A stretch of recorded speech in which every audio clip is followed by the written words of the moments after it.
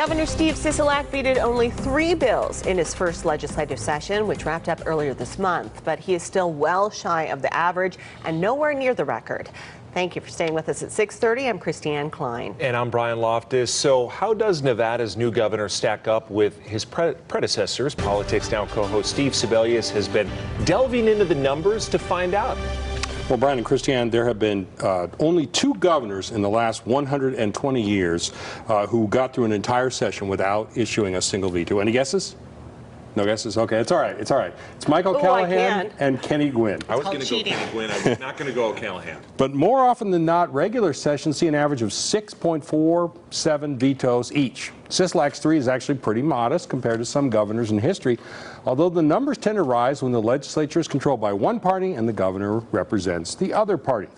Governor Brian Sandoval still holds the state's veto record with 93 over 4 legislative sessions.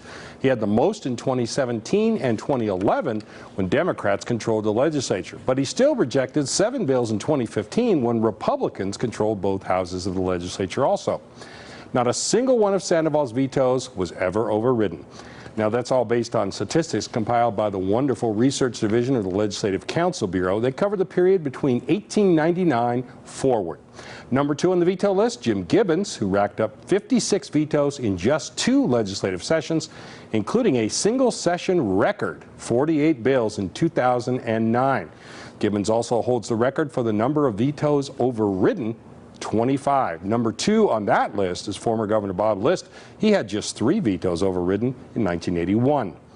After Gibbons and Sandoval, you have to go all the way back to the 1900s to see sessions with lots of vetoes. Republican Governor Tasker Oddie rejected 30 bills from the democratically controlled legislature in 1911.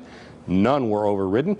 And Governor Richard Kerman, a Democrat, vetoed 29 bills out of the democratically controlled legislature of 1937. None of his vetoes, were overturned either.